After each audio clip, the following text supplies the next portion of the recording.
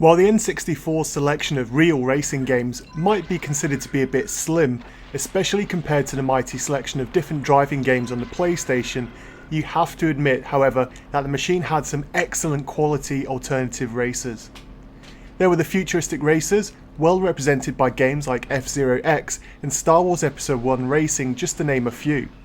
There were also the crazy racers, which in their fold included Mario Kart 64, Micro Machines 64 and Diddy Kong Racing.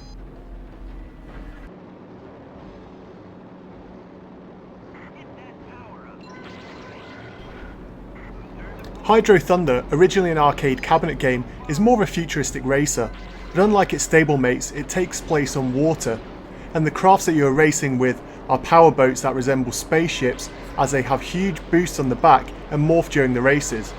This is unusual, but does it make the game any good?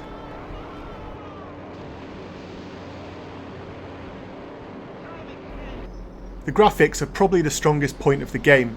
While not as visually impressive as its arcade original, it is still a far better looking game than most of the other N64 games on the market.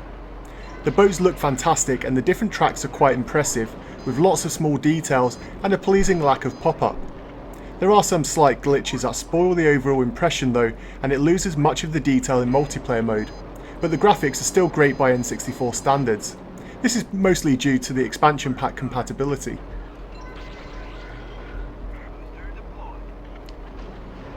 The engine noises of these power boats is quite satisfying as they are very loud and clear, just as most of the sound effects are. The music is quite good as well. Even though there is only a small number of different tunes, those that feature are actually really enjoyable, far better than in racers like Extreme G and Wipeout 64. The sound in Hydro Thunder can't be considered to be spectacular, but it certainly gets the job done.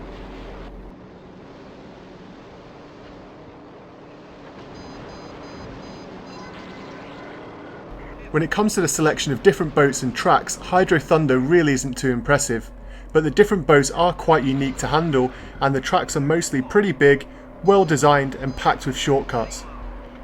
The speed might not match up to that of Wipeout 64, but when you play it feels fast enough, and the control, while it might take some time to get used to, is pretty decent as well.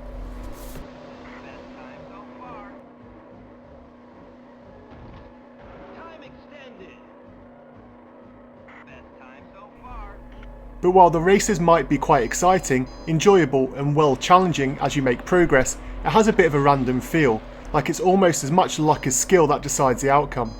Still, the whole experience feels refreshingly different from the usual racing games, and the gameplay as a whole is also above average. Most arcade games that are converted to home consoles don't usually last that long, and Hydro Thunder isn't exactly much different when it comes to this.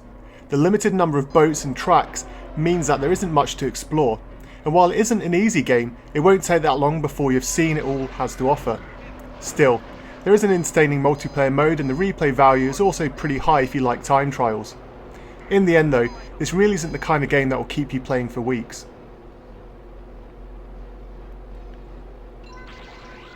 So what do you think of arcade racing games? Do you enjoy them for short blasts, or do you prefer racing games with more depth and more customization? Let me know in the comments below, and until next time, take care.